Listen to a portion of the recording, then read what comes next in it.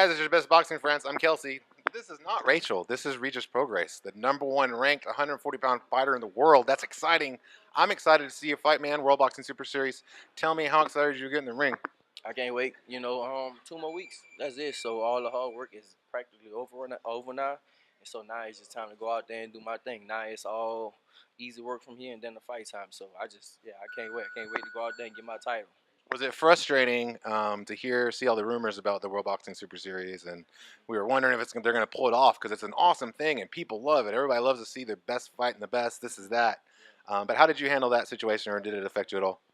For me, it didn't affect me at all. Of course, if they couldn't have did it, then it couldn't. I wouldn't have to. I couldn't do nothing about it. But my whole thing, I want to fight in the World Boxing Super. That's why I signed up. It's like the best people fighting the best. You got a lot of champions out here fighting marshmallow opponents, and in the World Boxing Super Series, is you have to fight. You have to fight good opponents every time. So that's exactly why I signed up, and I want to stay in it. A lot of people around me were saying that it's not going to happen, and we might have to pull out and this and that. I was just like, listen, if we have to, then we have to. But I want to stay in. I don't even want to think about pulling out right now.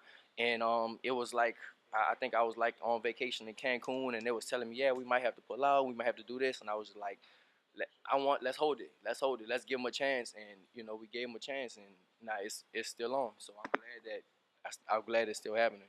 You're one of the best amateurs coming out, but you took kind of the road less traveled to where you are now in that you fought really good opponents, right? And you wanted to fight in the World Boxing Super Series. So just talk about like that mentality. Like not a lot of fighters do that. A lot of people say that, but they don't do that. Yeah, exactly. Like I said, for me, boxing is it's all on like with the people and stuff. Right now, I'm ranked #1, and it's because of who I've been fighting. You got a lot of you have a lot of fighters out there. I don't even have like one of the major belts, and I'm still ranked #1, and it's because of of my opponents. You got other fighters or other champions out there, and I'm ranked higher than them simply because the people I'm fighting, the caliber of fighters I'm fighting, and I came up like that. I came up like a dog. Like I came up just they kind of kept feeding me to like real good opponents coming up when I was fighting on ShowBox, and they expected me to lose, I guess, and I came out every time dominant. So that's why same thing right now. I never want to come up that way. Even when I turned pro, my manager at the time, I told him, look, put me in there with somebody good. I want to keep testing myself. I know how good I am. I got confidence in myself, believe in myself. So look, put me in there with whoever, and I'm gonna win. And that's exactly what they did. They kept putting me in there with tough, undefeated opponents. If you look at my opponents, former world champions, undefeated fighters, real good fighters. With a lot of experience. And I came out on top every time. And if you look at my record, I haven't had a close fight yet. Not one close fight yet. I blew everybody out. I think you're one of the best follows on social media as far as boxers go, and it's because you talk about things that people usually don't start thinking about until they're 40 or so, right? I mean, you talk about real life. I saw you said something about how a man doesn't know really who he is until he's alone, like until you're faced with yourself. Yeah. Just talk about where does that mentality come from, and why a lot of people on social media that act a fool. You also talked about not having like a big entourage. You study the great fighters and study kind of where some of them falter. Where did that come from, and how are you so astute already? And you're only 30 years old. I study a lot, to be honest. So one of my favorite fighters, of course, is probably my favorite fighter of all time is like Mike Tyson. And when he came up, all he did is study and read, and he was just obsessed with the sport. And that's the same thing with me. So I just read a lot of books about him. I watch documentaries about all the fighters, all the great fighters and ex-fighters and stuff like that. And most of them, they ran into all like the same problem. There was like some brain damage and broke and all that stuff. And so I just kind of learned, from what they did, learn from their mistakes, and don't want to go through the same thing. And as far as like a man, I say, yeah, a man doesn't know himself until he faces adversity. Um, One thing I learned that from, of course, through Hurricane Katrina, all that stuff happened. Then we ran through another storm here in Houston, and then after that, well, even before that, I remember when I was like, I think I was like 20 or something like that. It was like me, my mom, my sister, and her baby living in a one-bedroom apartment. So my mama left, and she just left me and my sister. And I told her like she still feel bad about it, but that was like one of the best things that ever happened to me. Like now I'm so independent, and it's a lot of people.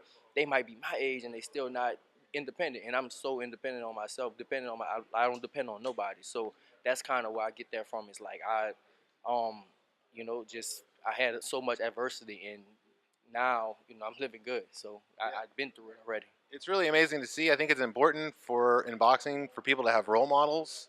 And a lot of fighters, they come up, they look good, and then they start acting fools. You know what I mean? Like they change. And with you, it seems like you really have your mind in the right place. You're the favorite, according to the bookies, to win the World Boxing Super Series. Let's say you do it. If you get to that, are you going to try to unify and become undisputed, or are you looking at like a big welterweight fight moving up? It depends. Of course, the money, legacy ain't money. Sometimes the money might outweigh it. So it all depends. I definitely want to be undisputed. I definitely want to hold all the belts. Like I said, my idol was Mike Tyson was undisputed.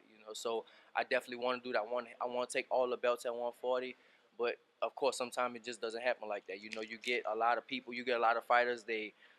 It's not the fight. I won't even say the fighters. You get the promoters, the managers, the networks, and they hide or not even hide, but they try to hold for a while, And sometimes, basically, that's what they try to do, So if it happens, it happens. But of course, if they offer me something real big at welterweight, of course, because I'll do that because of course I want to go up eventually. I want to go to welterweight, but I feel like I have a lot of work to do at 140 right now. But then once I'm done all the work at 140, then I go up to 147.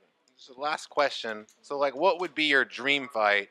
Assuming you get through the World Boxing Super Series, like your favorite to do. If you could just pick anybody out of a hat to fight. Terence Crawford. Either Terence Crawford or Mikey Garcia, but I think Terence Crawford more than anybody, simply because I feel like he is the pound for pound #1 fighter in the world right now, and I'm such a competitor. I want to compete. Like I said, it's a lot of fighters they don't want to risk they owe and they don't want to risk they winning record. And for me, it's like I want to risk that. I want to compete. I want to compete with the best. And like I said, it's for legacy. To say I can beat that person. That's kind of what I want to do. So I think Terence Crawford is like one of my dream fights down the line, just because I feel like he is #1 pound for pound in the world right now. All right. Well, he's Crawford. Regis Prograis, I look way Rogaroo is what they call him, right? Yeah. And I'm Kelsey McCarson. Thanks for watching.